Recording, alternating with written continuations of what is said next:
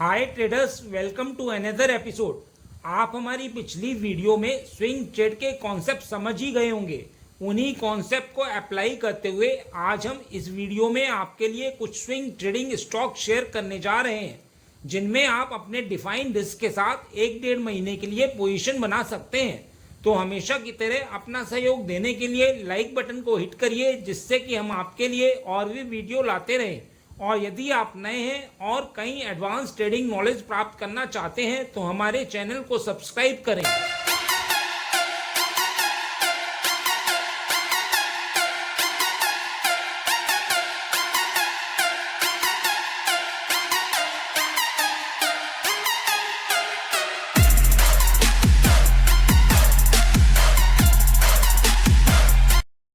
तो अगले हफ्ते के लिए हमारा पहला स्टॉक जोमोटो है। यहाँ हमारा जोमोटो को चूज करने का रीजन एक्चुअली में इसका ऑल टाइम हाई पर ट्रेड करना है और इसमें एक रेंज का स्ट्रॉन्ग ब्रेकआउट को भी देखना है। यदि आप इसकी वीकली कैंडल देखें तो इसने अपने पिछले 4 महीने से ज्यादा के कंसोलिडेशन को ब्रेक करके ऊपर क्लोजिंग दी है। एक चीज और नोटिस करें तो स्टॉक ने डार्वेक्स बॉक्स का फॉर्मेशन करके ब्रेकआउट दिया है।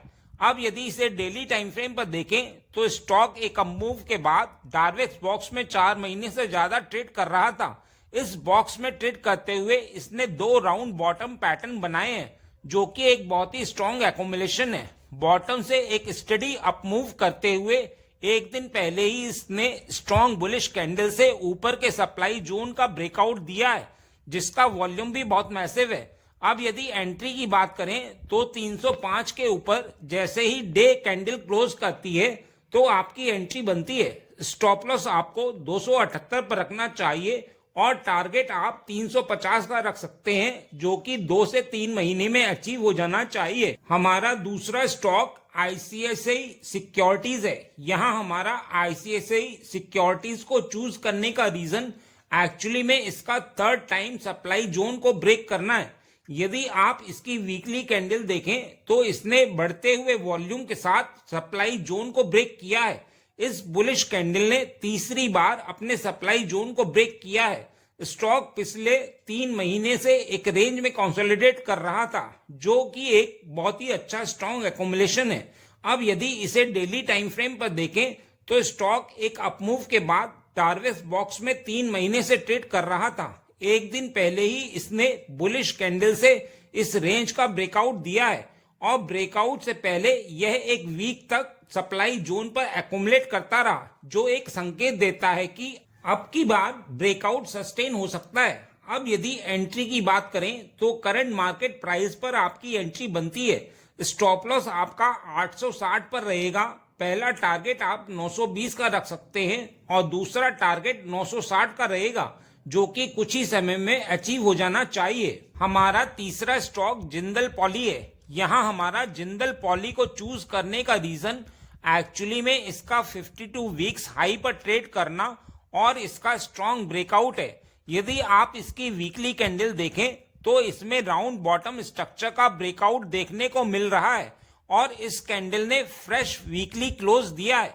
यदि आप इसमें एक चीज नोटिस करें तो स्टॉक ने पिछले 3 वीक से जो कंटिन्यूसली अपमूव दिया है वह इंक्रीजिंग वॉल्यूम के साथ दिया है और हर एक कैंडल का फॉर्मेशन भी स्ट्रॉन्ग है। और जो यह वीकली कैंडल भी फॉर्म हुई है उसने पिछले सप्लाई कैंडल को कंप्लीटली ओवरकम दिया है। तो इस तरह वीकली में सॉलिड ब्रेकआउट देखने को मिल रहा है।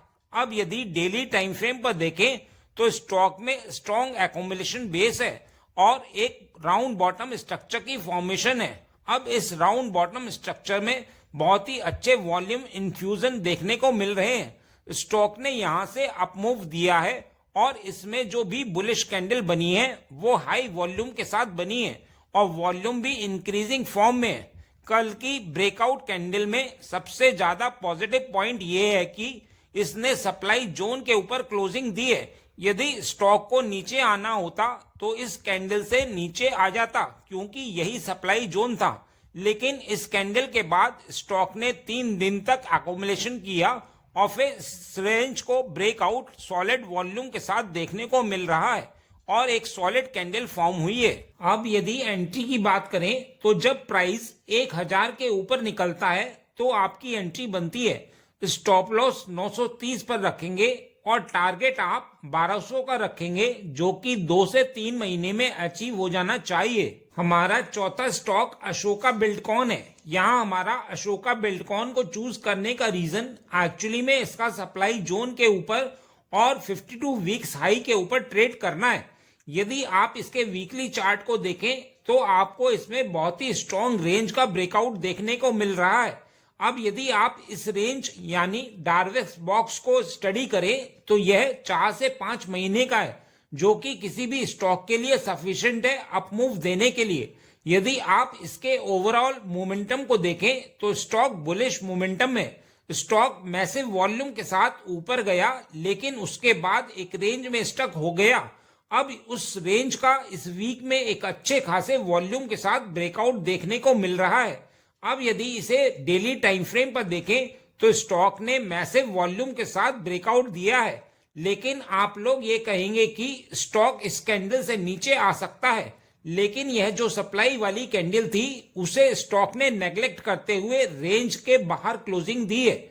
यह जो सप्लाई जोन था, स्टॉक पहली बार रिजेक्ट हुआ और फिर दोबारा यहीं से रिजेक्ट हुआ था, लेकिन अब इसके ऊपर क्लोजिंग दी है और क्लोजिंग भी ओपन बराबर लो कैंडल की फॉर्मेशन के साथ दी है और जो कैंडल है वो भी सॉलिड वॉल्यूम के साथ बनी है। यह सब स्टॉक के अपमूव के लिए स्ट्रॉन्ग साइन है। अब यदि एंट्री की बात करें तो 280 के ऊपर आपकी एंट्री बनती है। स्टॉप लॉस डे लो यानी कि 260 रहेगा और टारगेट आप 320 का रख सकते हैं, जो कि 2 से 3 महीने में अचीव हो जाना चाहिए। हमारा पांचवा स्टॉक एडीएल है। हमारा इसे चूज करने का रीजन है कि यह अपने क्वार्टरली डिमांड जोन पर है और इस जोन से रिवर्स हो रहा है। यदि इसका डेली चार्ट देखें तो स्टॉक ने क्वार्टरली डिमांड जोन से रिजेक्शन में डेली की स्ट्रॉन्ग बुलिश कैंडल बनाई है, जो ये कंफर्म करता है कि स्टॉक इसी डिमांड जोन से रिवर्स हो सकता है। कंफर्मेशन का दूसरा रीजन डिमांड जोन भी ओरिजिन डिमांड जोन है। यहीं से ही प्राइस ऑल टाइम हाई पर गया था, जो यह भी शो करता है कि इसमें काफी स्ट्रेंथ है। तो हम उम्मीद कर सकते हैं कि प्राइस यहीं से रिवर्स कर सकता है और यहीं सारे पेंडिंग ऑर्डर्स पड़े होंगे। तो आने वाले सेशन के लिए इस स्टॉक को आप स्विंग ट्रेड के लिए कंसीडर कर सकते हैं। अब यदि एंट्री की बात करें तो करंट मार्केट प्राइस पर एंट्री बना सकते हैं। स्टॉप लॉस 90 पर रहेगा। पहला टारगेट 120 रहेगा, दूसरा टारगेट आप 130 का रख सकते हैं। बस इतना ही इस वीडियो में। उम्मीद करता हूं इस वीडियो में दी गई जानकारी आपके लिए उपयोगी रही होगी। यदि हाँ तो लाइक बटन को हिट करिए और यदि आप नए हैं तो चैनल को सब्सक्राइब करिए। मिलते हैं नेक्स्ट एपिसोड में।